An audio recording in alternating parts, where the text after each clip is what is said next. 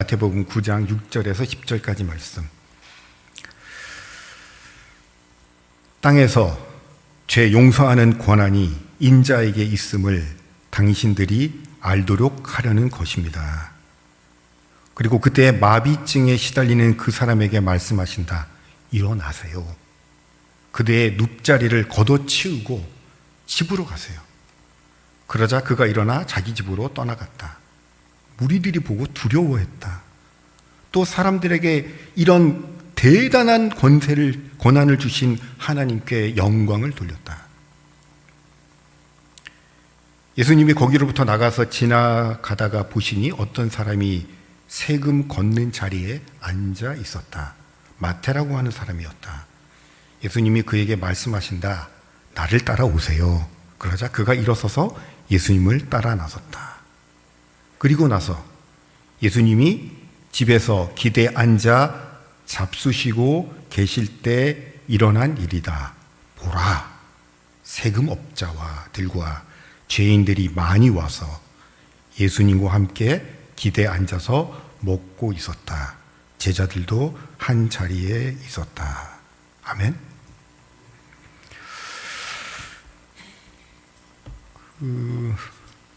지난주에는 제가 유튜브로 설교가 동영상 녹화된다를 모른다고 말씀드렸고, 이번 주 월요일 날은 알았기 때문에 월요일 날 아침에 올라온 유튜브를 봤는데 문제가 좀 있더라고요. 또 설교를 길게 했어요. 그래서 이제 분석을 해봤죠. 제가 왜 그랬나. 그래서 이제 여러 가지 저의 문제가 있는데 저만 다 책임질 수는 없는 거리가 있더라고요. 그러니까 우리 그런 말 있잖아요. 리액션이라고. 예, 그래서 보니까 설교 중에 한 5번 정도 이렇게 반응이 있으셔가지고 제가 그 반응에 취해서 시계 보다가 좀 까먹은 것 같아요. 그래서 오늘은 그 리액션을 조금 자제해 주시거나 아니면 좀 굵고 짧게 하면 제가 너무 늘어지지 않는 설교를 할 수 있을 것 같습니다. 제가 목회자로서는 오늘 좀 과감한 색깔의 넥타이를 하고 왔는데 어떻게 느끼십니까? 좋으세요? 그 이유가 있습니다. 제가 왜 그랬을까? 이 넥타이가 비싸거나 좋아 보여서 그런 뻔한 거 말고 다른 이유가 하나 있습니다. 왜 그랬을까?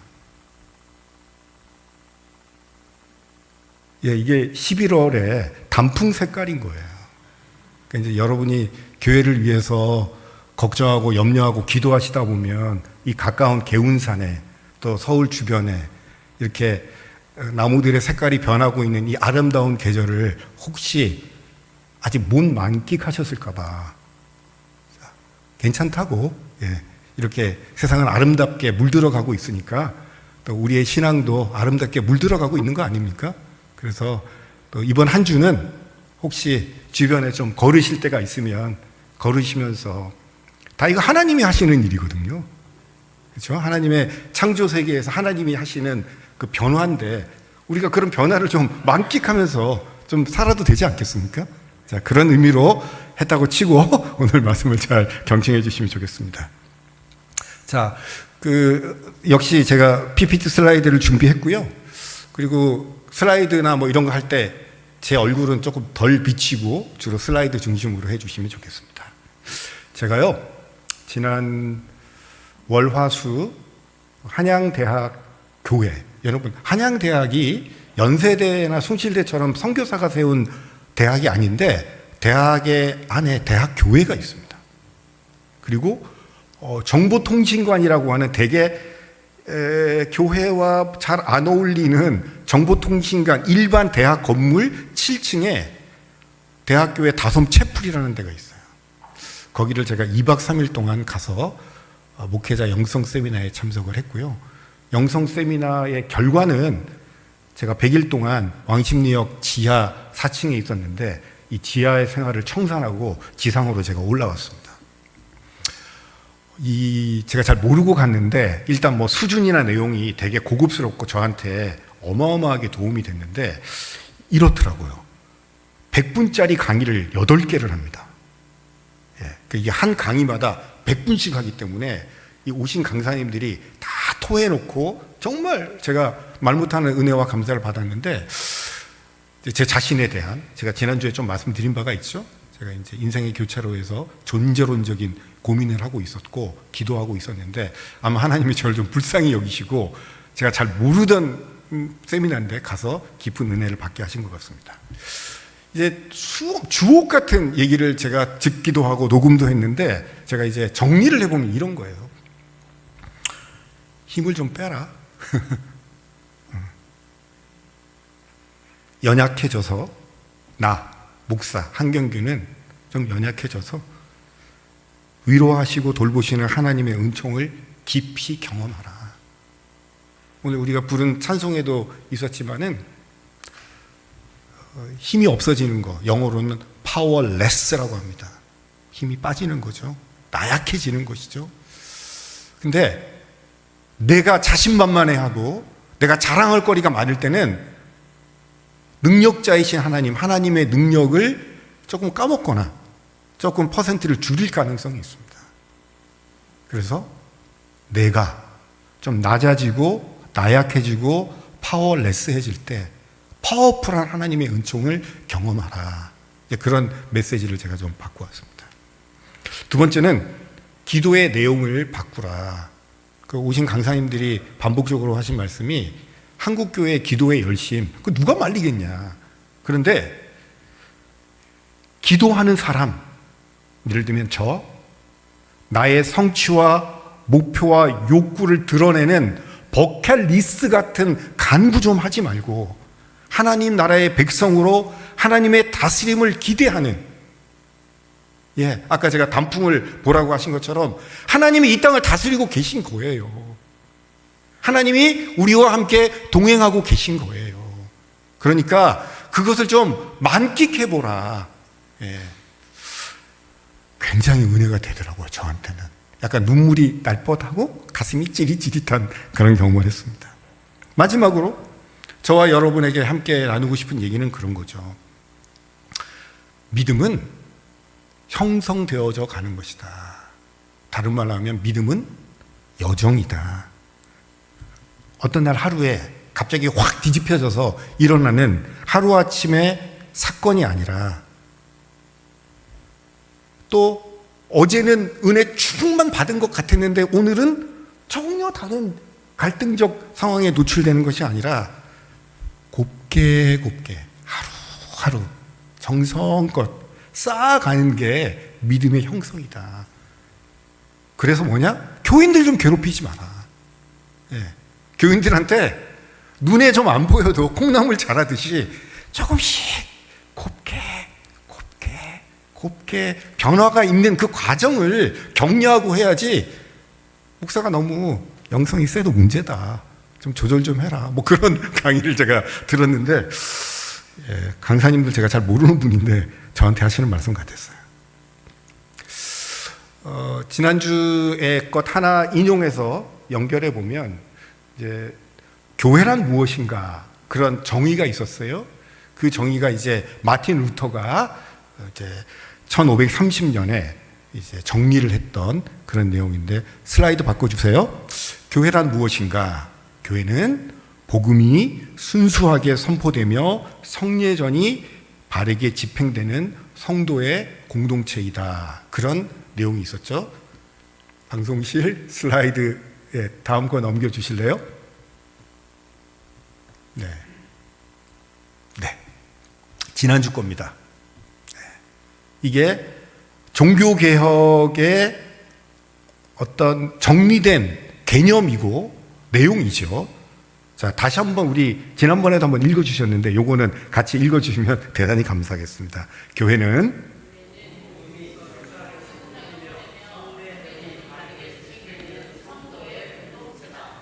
자, 이번 주는 요거 조금 분석해 보겠습니다. 다음 슬라이드 주세요. 복음이 선포, 성례전이 바르게 성도들의, 자, 그러면 자, 이렇게 설교하는 것, 이런 것들을 선포한다고 하거죠. 이제 영어로는 이제 이거 설교한다고 할 때는 preach라고 하지만은 그 선포한다라고 할 때 쓰는 얘기는 proclaim 이렇게 얘기합니다. 그러니까 마이크 대고 이렇게 어떤 원고를 읽는 강의를 하는 그런 게 아니라 복음은 어떻게 하는 거냐면 선포하는 겁니다. 예, 그런 의미가 있죠.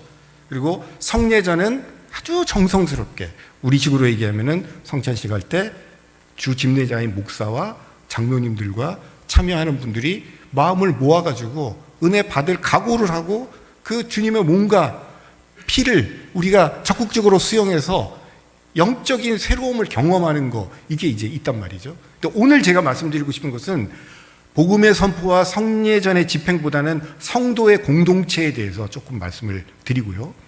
또 어떻게 보면 11월 한 달 하나님의 나라 또 교회라고 하는 큰 주제를 가지고 일종의 첫 번째, 두 번째, 세 번째, 네 번째까지 쭉 이어가는 거니까 연속 강의라고 생각하시고 한번 들어주시면 좋을 것 같습니다. 이제 다음 슬라이드를 보시면 제가 시간이 그렇게 긴 시간은 아닐 수 있지만 전 사실 월요일 날 오후부터 이 설교를 준비를 했거든요. 끙끙 앓아가면서.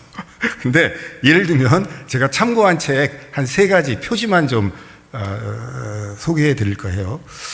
혹시 아시는 분 있을지 모르겠는데 한스 퀸이라고 하는 이분은 독일의 신학자인데 한 두께가 이따만한 교회론에 대해서 책을 썼는데 요약본이 있습니다. 여기 바스 이스트 킬케, 이 교회란 무엇인가라고 하는 책을 쓴, 이게 검색어 치시면 한스 퀸은 정말 세계적인 신학자이고요. 두 번째는 한국의 카톨릭 신학자신데요, 이재민 신부님. 저는 이 내용도 너무너무 좋지만 제목이 저한테 콱 와닿았거든요. 왜냐하면 한스 킹은 교회는 무엇인가 했는데 이 이재민 신부님은 교회는 누구인가. 그러니까 아까 복음의 선포 성례 집전에 성도들의 공동체 할 때 그 부분에 대한 내용을 이 책이 좀 담고 있는 것 같아요. 그 다음에 세 번째는 최근에 작고하셨는데 연세대에 오래 계셨고 실천신대 총장이셨던 은중관 박사님이 쓰신 신학적 교회론이라고 하는 이런 책입니다. 아마 이 교회론에 대해서 쓴 한국 사람들이 쓴 책이 많이 있어요. 근데 그냥 저의 견해로는 30년 이상 신학을 공부한 사람으로서는 은중관 박사님의 책 교회론보다 더 좋은 책은 없는 것 같아요. 그래서 그냥 오늘 제목만 제가 오늘 말씀을 준비하면서 이런 3가지의 중요한 책을 참고했다 말씀드리고 싶습니다. 자, 슬라이드 넘겨주시면 지난주에 제가 설교했던 내용 가운데 질문하라, 그런 거 기억나십니까? 질문 좀 하라. 질문해도 된다. 질문한다는 건 어떤 뜻이냐면 궁금해하는 거예요. 음식점에 가서 메뉴판을 봤는데 이제 주문할 때 물어보잖아요. 그리고 물어보다가 답이 안 나오면 여기서 제일 맛있는 메뉴가 뭡니까? 또는 사실 제일 맛있는 메뉴는 뻔한 거예요. 뭔지 아시죠? 모르세요? 그 음식점에서 제일 맛있는 메뉴 고르는 법? 제일 비싼 거죠. 그렇죠? 제일 비싼 게 제일 맛있어요. 그래서 뭔가 제일 맛있는 게 뭐냐고 궁금해하고 주문을 하잖아요. 그리고 주문을 받는 사람한테 우리가 말을 걸잖아요. 저는 교회 안에도 좀 이런 일이 좀 필요하다고 생각해요. 신앙생활을 한 30년 이상 하다 보면 세상에 궁금한 게 없습니다. 모든 게 다 뻔해요. 예측 가능해요. 그리고 20대 신앙으로 막 궁금해하고 이랬던 거 한 50대쯤 가면 기력도 없거니와 어차피 교회는 안 변하는데 그런 거 해봤자 이런 생각이 들어요. 근데 여러분, 제가 오늘 말씀드리고 싶은 건 질문을 하라는 건 뭐냐면 교회의 생활에 대해서 좀 궁금해 하시라는 거예요. 그리고 좀 말을 걸어보라는 거예요. 목사한테도 말을 걸고 주변 사람들한테도 말을 걸고. 이제 제가 여러 나라를 거치면서 살았는데 보면 제일 황당한 공간이 있어요. 한국에서 살면서 엘리베이터 안에서. 한국 사람들은 엘리베이터 안에서 만났을 때는 너 나하고 싸울래? 이렇게 쳐다보고 있습니다.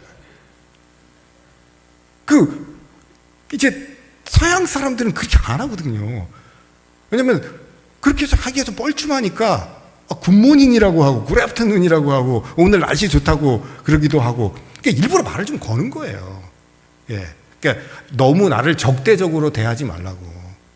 근데 이게 질문을 안 하고 궁금해하지 않고 말을 걸지 않으면 어떻게 되냐면 교인들끼리 적대적으로 보여요. 예, 그냥 이제 들어올 때 뭐 권사님, 장로님 뭐 인사를 하는데 그 다음에 말이 없어요.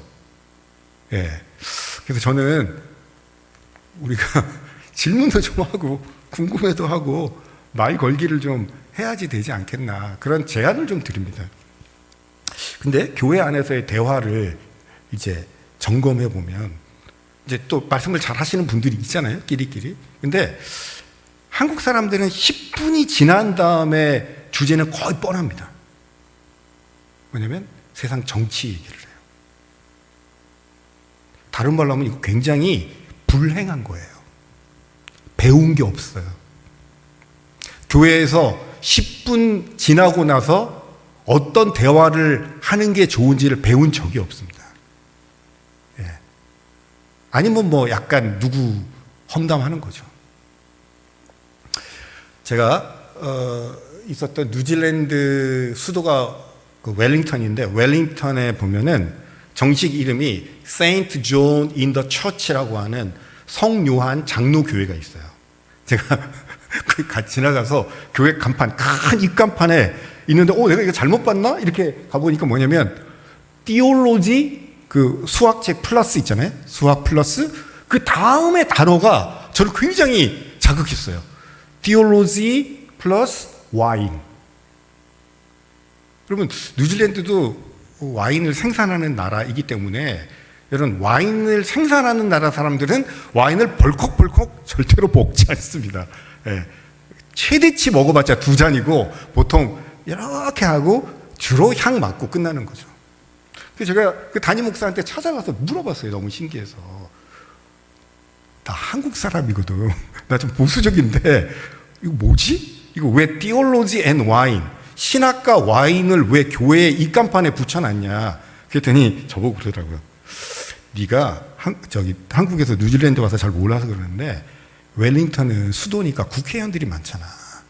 수도니까 공무원들이 많잖아.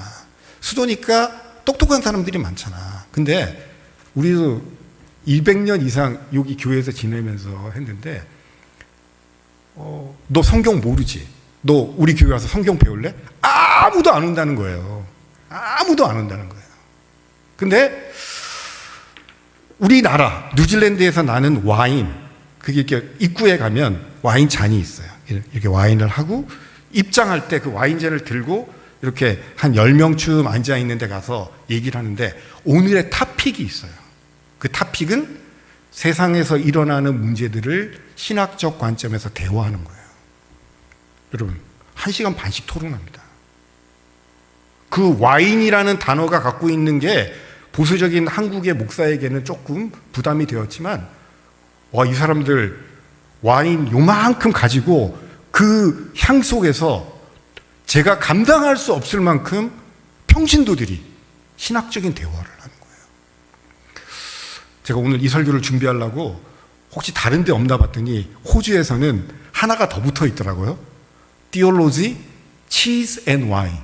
그래서 치즈도 주면서 와인 들고 교회에서 하는데 거기는 일주일에 한 번 아니고 한 달에 한 번이고 정말 국회의원도 부르고 교수도 불러서 굉장히 중요한 대화를 하는데, 그게 왜 그러냐면 국회의사당에서 제일 가까운 교회였기 때문에 그런 거예요.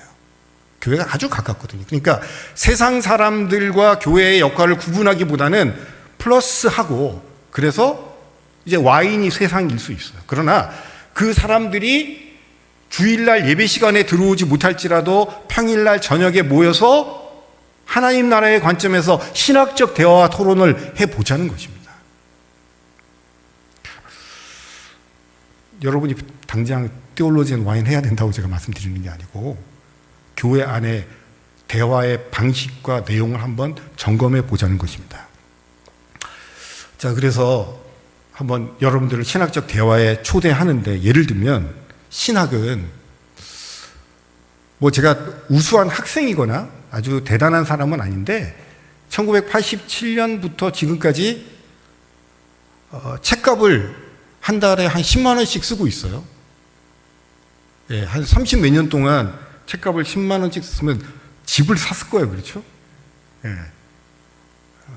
이사를 한 20번쯤 했는데 이삿짐 하는 사람들이 저를 정말 싫어합니다. 뭐 다른 살림은 없지만 책밖에 없으니까. 예. 그런데 제가 여러분들한테 분명히 말씀드리고 싶은 게 있어요. 신학은 신학대학에 입학해야 되고 신학을 공부를 졸업한 목회자들의 전유물이 압니다. 신학은 예수 그리스도를 주로 고백하는 모든 성도들이 다 함께 할 수 있는 거예요. 괜히 목사 됐다고 신학 공부학이 있다고 폼 잡아서 그렇지 원래 신학은 그런 특정인 사람들만 하는 게 아니에요. 만약에 그렇게 말하면 그것은 종교개혁 정신에 어긋나는 것입니다. 지난주에도 말씀드렸지만 마틴 루터는 라틴어에 갇혀 있었던 독일 민중들을 해방시켜서 성경을 민중의 언어 독일어로 번역했고 또 뜻도 모르는 라틴어 찬송 찬타 하던 사람들에게 독어로 작곡하고 작사해가지고 교회에 모인 사람들이 자기의 언어로 마음껏 주님을 찬양할 수 있도록 했는데 그렇게 자기의 언어로 신앙을 고백하고 예배하는 그런 일치의 행동이 저는 다 신학함이라고 생각해요. 그러니까 오늘 신학을 전공했던 저와 세상말로 신학대학을 입학하지 않았던 여러분들 사이에 거리는 없는 겁니다. 예, 누구나 할 수 있는 거예요. 두 번째, 신학은 성도들의 공동체의 이야기거리입니다. 자, 우리가 삼위일체 하나님을 언급하고 지난 주일날 받았던 은혜를 나누기 시작하고 내가 돌보았던 사람들을 어떻게 섬기고 돌봤는지 그 얘기를 하면 이미 신학적 여정에 여러분들이 가담하고 출발한 거예요. 그러니까 목사님이 강대상에서 하는 얘기는 대단히 거룩한 얘기고 그거는 성도들이 끽소리 못하고 그냥 들어야 되고 또 끝나고 내려가서 이제 커피 한잔 할 때 한 10분 얘기하다가 15분부터는 뭐 총선 어떻게 되고 김포는 어떻게 되고 그런 얘기로 넘어가면 안 돼요. 우리는 복음이 선포되고 성례전이 바르게 집행되는 성도들의 공동체이기 때문에 한 30분 정도는 신학적 대화를 좀 더 이어가야 돼요. 예. 이런 책을 읽고 독서 토론을 하자는 말씀이 아닙니다. 예. 우리가 교회에 속해 있다. 우리가 하나님 나라의 백성이다라고 하는 정체성을 가지고 대화와 말을 좀 걸어보자는 것입니다. 신학적 대화는 제가 생각할 때 신앙의 벽돌 쌓기 같은 거예요. 예. 아까 제가 곱게라는 표현을 썼는데 우리의 대화가요 쓱 사라지는 것 같아도 주춧돌 위에 벽돌들을 조금씩 쌓아가는 거예요. 동안교회 건물이 아름답잖아요. 또 전에 예배당도 그랬고 지금 예배당도 그랬고 여러분 뭐 또 언제 건물 지을 일이 있겠습니까? 근데 저는 계속 지어 가셔야 된다고 생각해요. 계속. 뭐냐면 정감 있는 사랑과 믿음과 소망의 대화를 이어가는 게 우리 믿음의 공동체를 계속 쌓아 올라가는 거거든요. 그러니까 이 건물이 얼마나 아름답고 좋습니까? 그렇죠? 근데 우리 교회 건물 너무 멋있어. 더 이상 건축 프로젝트는 없어. 그건 사실이지만 이 공동체를 출입하는 사람들이 믿음의 대화, 신학적 대화를 통해서 믿음의 벽돌을 차곡차곡 쌓아 올라가는 것은 아직도 우리는 이 믿음의 공동체를 세워가는 과정에 있는 거거든요.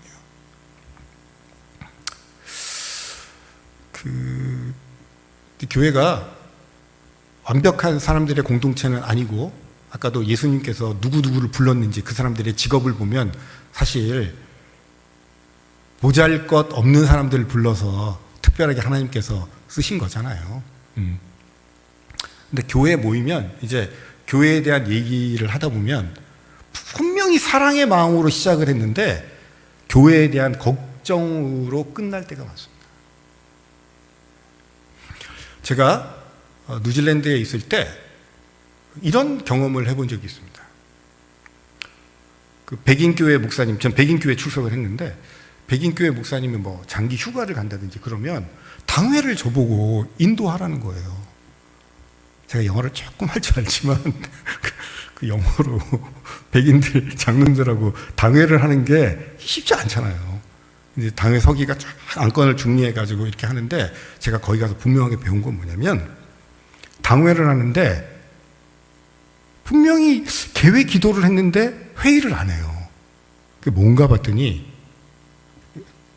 당회원이 한 8, 9명쯤 되니까 많은데 지난 한 달 동안 장로님들이 지켜보고 경험했던 기도 제목 나누기를 하는 거예요. 그래서 30분간 진짜 진한 기도를 해요. 30분간.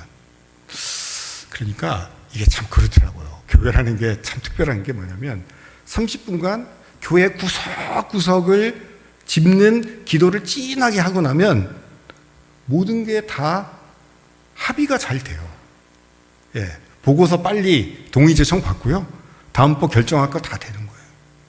그러니까 물론 우리가 형식적인 기도를 다 하지 않겠습니까? 모든 교회 회의에 있어서 다 구성원들이 기도를 하는데 여러분 시작하는 형식적인 기도와 참여하는 모든 사람들이 교회 구석구석 아동부, 여전도회, 교육관, 식당, 동네 사람들 이런 것들을 다 헤아리는 풍성한 기도를 하고 나면 달라지는 것이죠.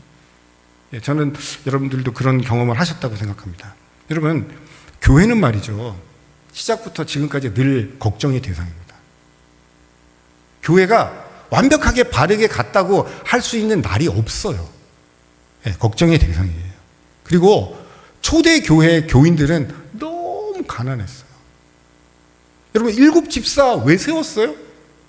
우리 군대 갔다 오신 우리 남성분들은 아지만은 이게 음식 분배에 실패하면 이게 사건이잖아요.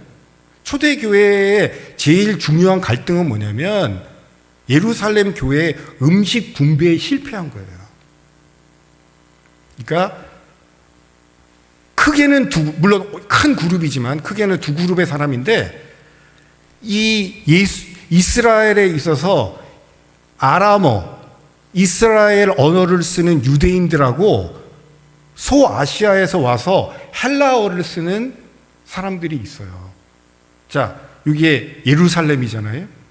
예루살렘에서 음식이 왔을 때 이쪽은 예루살렘에 살던 그 언어를 쓰는 유대인들이고 여기는 타지에서 디아스포라에서 살다가 온 사람들이 있었는데 50대 50으로 구분을 못했다는 겁니다. 그래서 갈등이 일어난 거예요. 그래서 이 음식 분배를 정확하게 믿음으로 할 사람들을 세웠는데 그 사람들을 7집사라고 그래요. 교회는 그만큼 가난했어요. 우리 교회의 모델이라고 하는 초대 교회가 음식 분배의 갈등을 가지고 출발했다는 것입니다. 사도 바울의 기도와 문서들을 잘 읽어보면은 그 예루살렘에 있는 첫 번째 교회의 가난함에 대해서 늘 얘기를 해요. 그래서 이 교회 저 교회에 가서 편지하고 방문할 때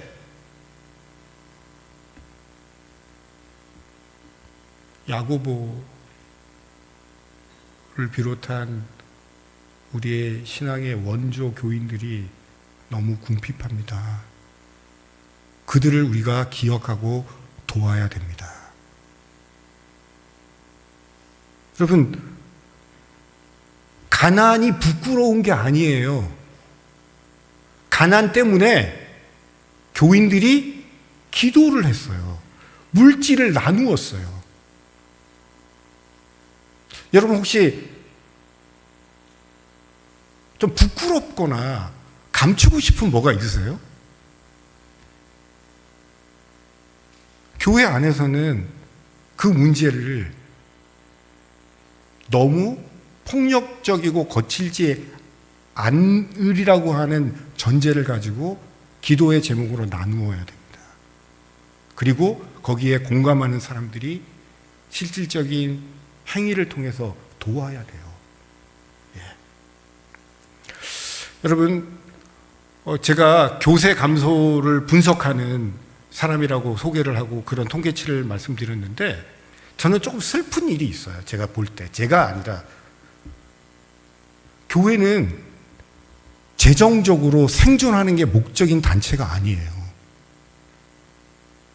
교회는 좀 가난해도 괜찮아요. 목사가 조금 등급이 낮은 차를 타고 다녀도 괜찮아요. 목사의 사무실이 좀 작아도 괜찮아요.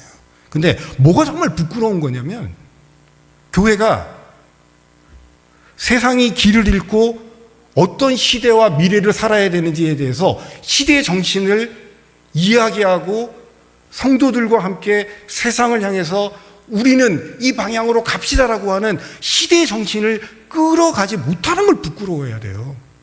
그런 걸 창피해야 돼요.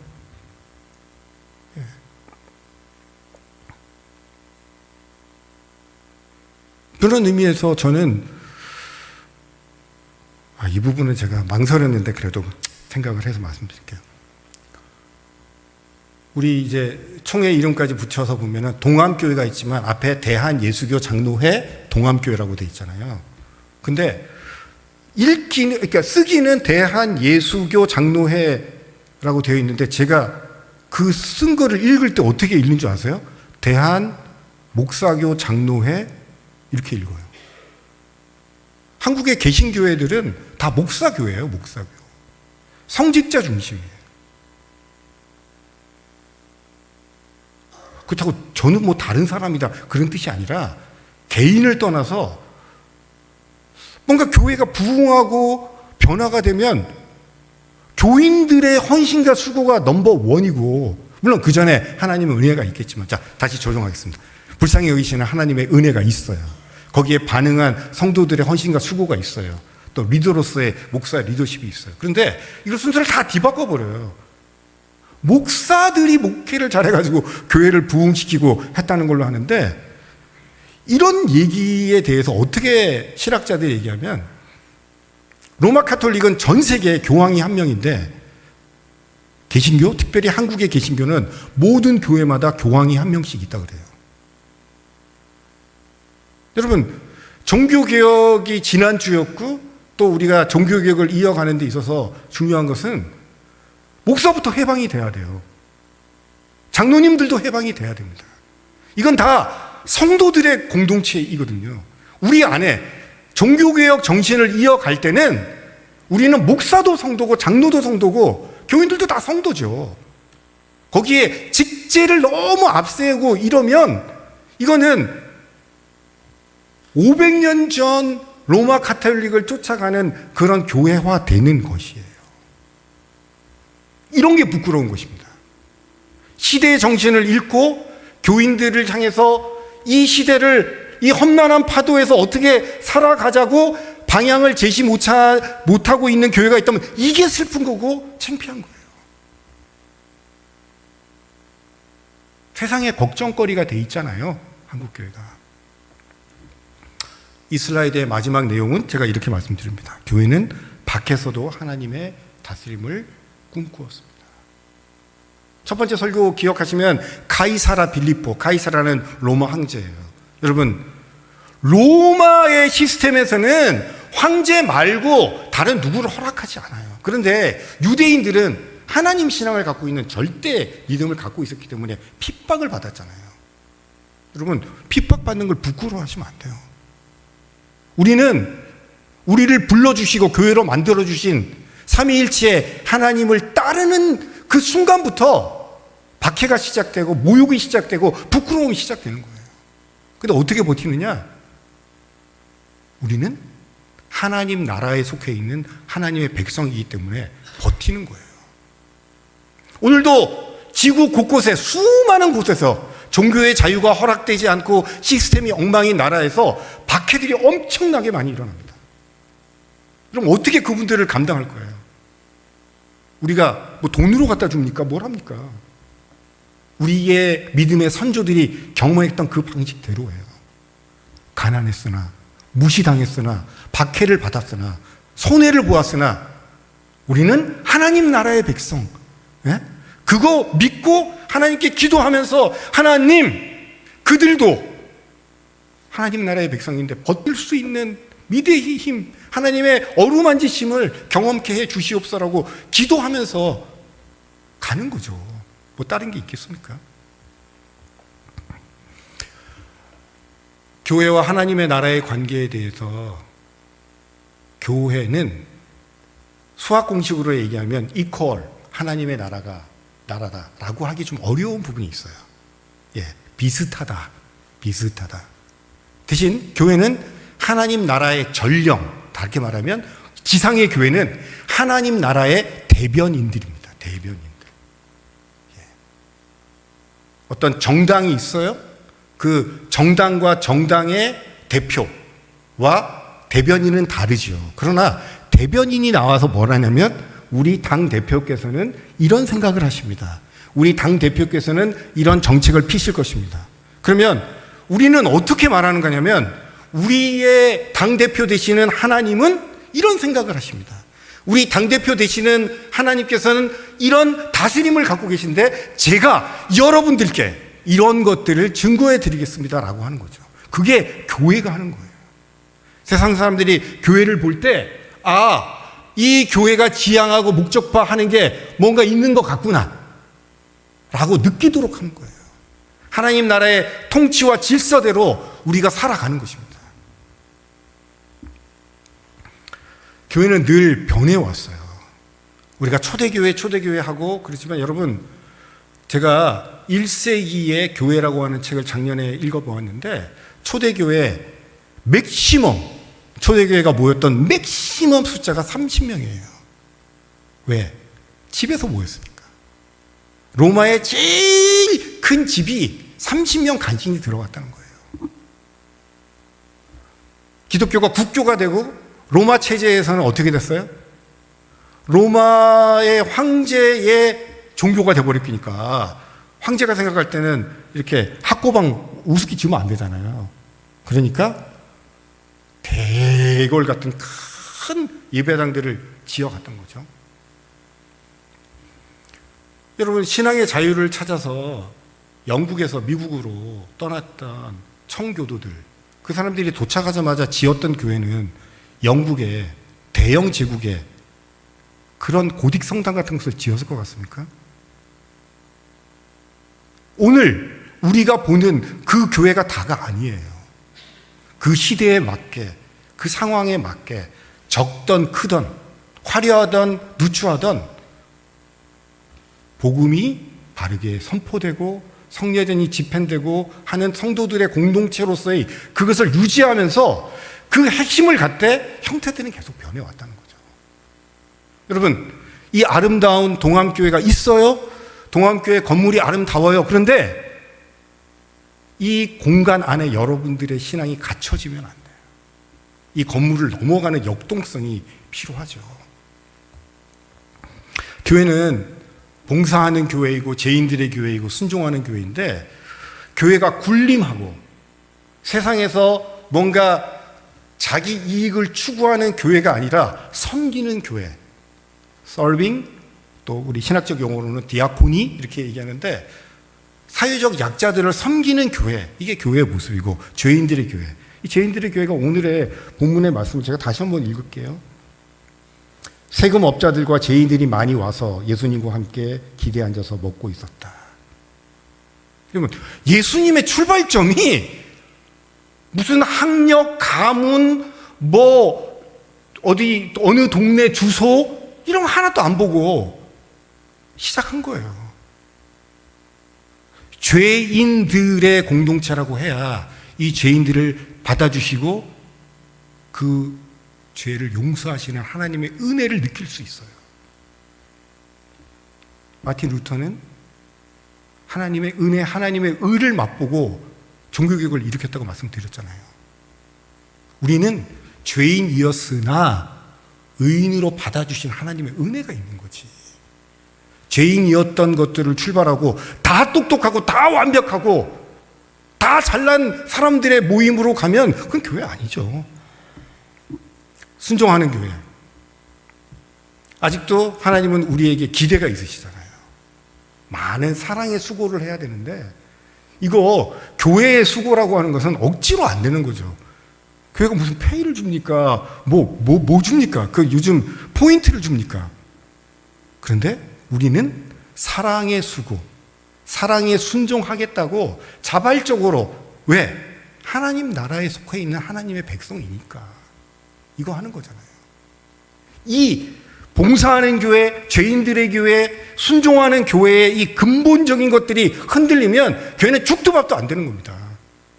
자기 의를 드러내고 군림하려고 들고 지적하려고 들고, 교회 안에 언어, 저는 교회 교인들의 대화가 되게 중요하다고 생각해요. 누가 녹음해서 한번 분석해 보세요. 누구를 지적질하는 언어를 하는 건지, 아니면 경청의 언어를 구사하는 건지 한번 해보세요. 정말 분석될 수 있어요. 그래서 점수를 주세요. 섬기고 봉사하는 언어를 많이 쓰는구나, 5점. 죄인 된 것을 겸손하게 여기고 하나님의 은혜를 사모하는구나, 점수. 억지하고 지적질하기보다는 사랑의 수고를 두려워하지 않는 순종하는 교회, 점수. 자, 여러분, 마지막 슬라이드입니다. 오늘은 리액션이 너무 약하네요.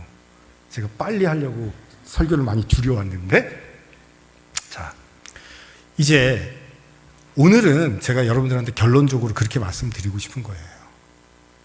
로마 황제의 다스림이 아니라 하나님의 다스림, 하나님의 통치를 경험하는 교회가 한번 돼 보시라고 여러분들께 말씀드리고 싶은 거예요. 베드로의 신앙 고백이라고 하는 곳에 등장하는 교회의 용어는 에클레시아인데, 이거는 성경에 2번밖에 등장하지 않아요. 그런데 바실레이아라고 하는 하나님의 나라라고 하는 것은 100번쯤 등장합니다. 자, 동암교회 교인 중요한데, 그거 중요하지만 잠깐 가로 열고 닫고 하고, 나는 하나님의 다스림과 통치가 있는 하나님의 백성이다. 그렇게 한 주간 좀 느껴보세요. 그럼 그렇게 된다니까요. 근데 이 책, 제가 참으로 존경하는 한스 킹은 이 번역의 문제를 조금 언급하면서 이런 조언을 이 각주에 달았는데, 왕국 또는 나라라는 뜻인데 구체적으로 지상에 존재하는 대상이라고 하는 오해를 피하기 위해서 하나님의 나라는 하나님의 다스림, 하나님의 지배, 하나님의 통치로 번역해서 쓰는 게 좋겠다. 어떤 리퍼블릭 오브 코리아, 유나이티드 스테이트 오브 스테이트, 이런 어떤 나라를 혹시 상상할까 봐. 그게 아니라 이 나라는 땅, 이렇게 경계, 군대 이런 게 아니라 하나님이 왕 되셔서 다스리시는 그 나라를 말하는 거다. 감사합니다. 이제 마치라는 말씀으로 들었습니다. 교회는 하나님의 은총과 자비와 용서가 선포되고 경험되는 곳입니다. 자, 그러면 이거는 한번 같이 읽어볼까요? 은총과 자비, 용서가 이게 의미가 있잖아요. 그렇죠? 교회는 하나님의 자비와 용서가 선포되고, 여러분, 제가 말씀드렸죠. 선포라는 단어는 영어로 proclaim인데, 또 하나님의 은혜 아니야, 하나님의 용서를 아니야, 이거 아니에요.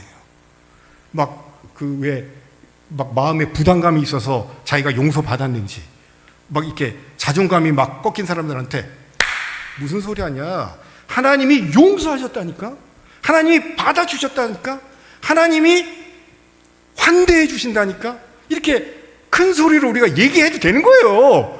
내 거 아니잖아요. 하나님의 다스림의 용어니까 하나님의 은총, 하나님의 자비, 하나님의 용서를 선포하고 경험하는 동암교회 교인들이 되시기를 간절히 바랍니다.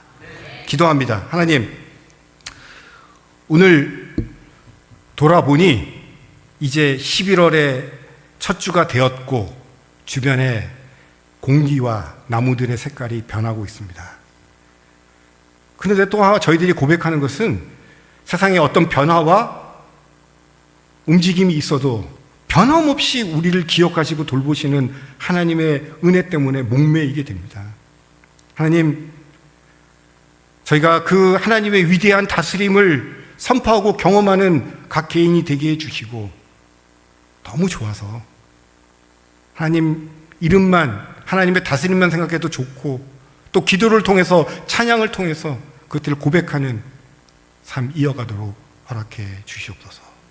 예수 그리스도 이름으로 기도합니다.